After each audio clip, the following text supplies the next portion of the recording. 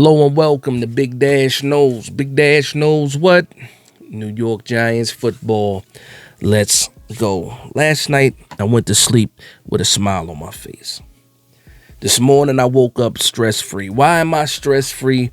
Because you know what? The New York Giants went from being desperate to actually kind of, sitting in the driver's seat again. And I get to this because the New York Giants now have addressed the quarterback room. You have who I would say is your QB1 in Russell Wilson signed to a 1-year deal. You have a solidified backup quarterback in Jameis Winston signed to a 2-year deal. And then you also have Tommy DeVito. Tommy DeVito is the wild card in this situation. He's the odd man. The odd man out in this situation, depending on what happens in the draft. But I woke up stress-free because not only do the New York Giants have a better quarterback room than last year, we actually have some solid mentors and some solid leadership to not just the offense, but to the team in general. Russell Wilson has already been in the building. They got videos going around of him dapping up Brian Dable. They already have his first presser or his first interview, Zoom interview with some of the Giants beat writers. And I was impressed by it because he has clearly been doing his research on the players on this team, the wide receivers from league neighbors all the way to Jalen Hyatt. And I thought it was cool that he has already reached out to Jalen Hyatt and told that man, he said, you know what? You got some untapped talent and ability that we're absolutely going to tap into this year. And I thought that was awesome. You guys already know how I feel about Jalen Hyatt. I still think that it's a trade possibility for Jalen Hyatt as far as a package deal to try to move up. I always think his name is probably going to be, included in some trade talks. But outside of that, the first time we see Russell Wilson in an interview as a New York Giant, signed, sealed, and delivered, he's already breaking down the players on the roster and pretty much letting people know, what their strengths are, the type of achievements he believes that they can get to, or, taking their game to the next level. And I love that. We have not seen this type of leadership from the quarterback position. Again, this is only a couple hours into the Russell Wilson experience for the New York Giants, and you can already see the difference in the leadership between what we had and what we have right now. Now, we haven't even seen the presser for Jameis Winston yet. I'm pretty sure that's going to be very entertaining in its own way as well. But I think that what Joe Schoen has done, Joe Schoen has gave himself some breathing room when it comes to the draft. Now, you see the thumbnail. There's still a plan in motion, in my opinion, and in a lot of opinions among the Giants fan bases, that this does not mean that you don't draft a quarterback still at 3.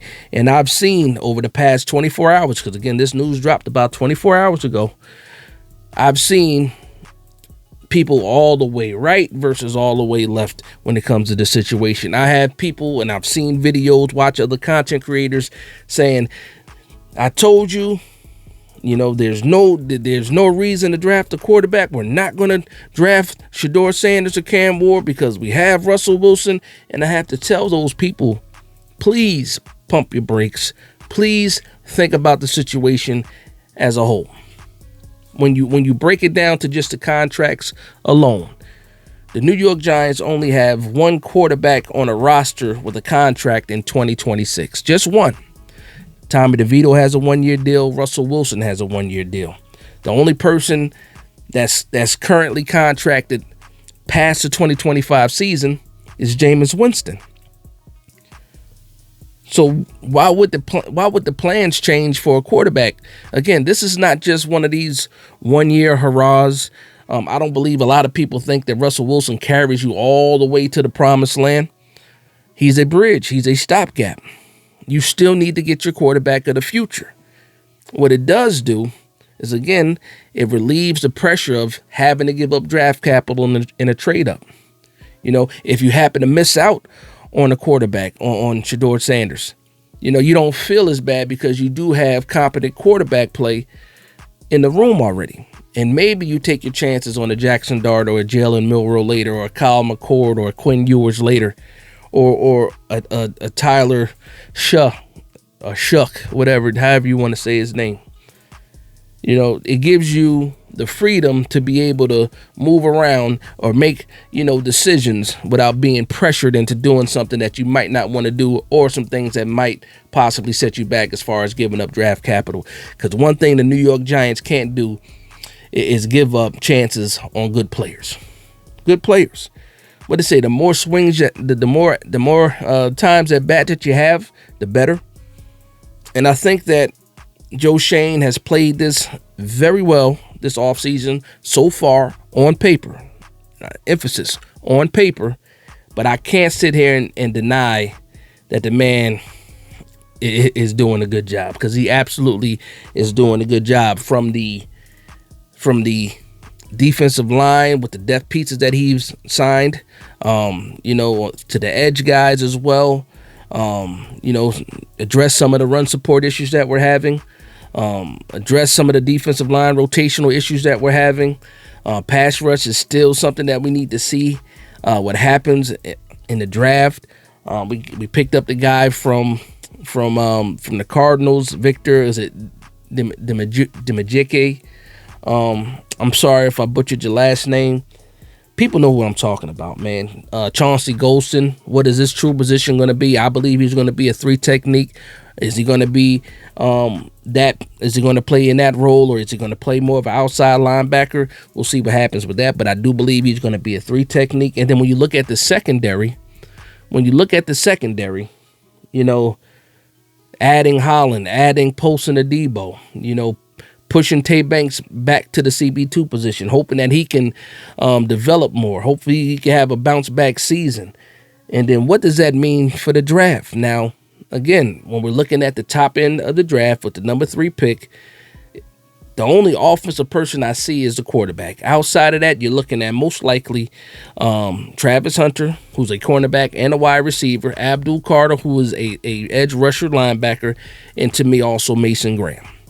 So you still want to address this defense, but you also still want to fill the most important position for the future. Again, Russell Wilson, Jameis Winston, that is a short-term plan. That's a stopgap. That is a bridge situation. Now, Russell Wilson plays fantastic, and you renew him, or you re-sign him at the end of the 2025 season. That's one thing too, because he's still 36 years old. He can play another 3 years, in my opinion. Definitely can play another 2 if he's performing well. But man, I really don't think it changes the situation when it comes to the quarterback at 3. I've seen a lot of other content creators say, and I agree with them, the guys that I do agree with, is signing Russell Wilson is cool, but it does not move the needle. And I think the part that people are losing, and when they're hearing that, is, yes, we have Russell Wilson. Yes, it feels good to have, potential, consistent, good quarterback play in the building, but it's a short-term thing. A short-term thing.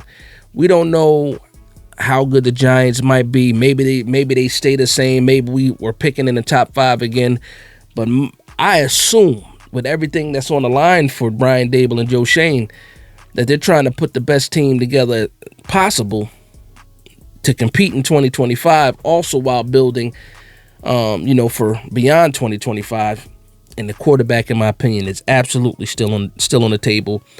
But again, the pressure of having to trade up and give up draft capital is gone. So it's a win-win situation for the Giants. Obviously, I think we're bigger winners if we're still able to land Shedeur Sanders. But again, this Giants fan base, we don't agree at all anytime. Not 100%. It's always going to be a 50-50 split, because that's just how the fan base sees it.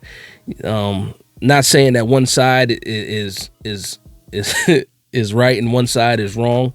It's just about feelings and what you think is the best role for the New York Giants to take. And everybody's not going to agree with that. And at the end of the day, I respect everybody's opinion as long as they're respectful. At the end of the day, you guys get what I'm talking about. I hope you guys get what I'm talking about. But man, I fell asleep last night with a smile on my face. Woke up stress-free. We'll see what happens as we get closer and closer to the draft. We got pro days coming up next week as well. One that's been highly anticipated is the Colorado Pro Day. I can't wait to see what happens there. Shout out to the haters out there still that just hate on Shedeur Sanders for no reason. You guys give him that extra fuel. Give me the extra fuel too. But yeah. Let me know how you guys feel about that, man. Do you think that the plan has changed at all? I kind of saw it in the comment section yesterday to the Russell Wilson signing. A lot of people, actually, it was pretty split in the comment section yesterday, too. I'm curious to see what everybody thinks after sleeping on it for a day. After 24 hours, is your reaction now the same as your initial reaction? I guess that'll be the question that I have for everybody. Let me know in the comment section down below. When the news dropped yesterday, do you feel the same way today as you did yesterday? For me, my initial reaction was, I guess we're not getting Shedeur Sanders. And then the more I thought about it, I said, you know what? This just gives us more opportunity to sit still. And if he gets here, we'll still draft Shedeur Sanders. But at the end of the day, it's a short-term plan. I want a longer solution. And I guess we'll find out in a couple of weeks, because that's when the draft is going to take place. But I want to thank everybody for vibing with me. Please like, comment, and subscribe. And from one Giants fan to another, this is Big Dash Knows, Big Blue Nation. Let's go.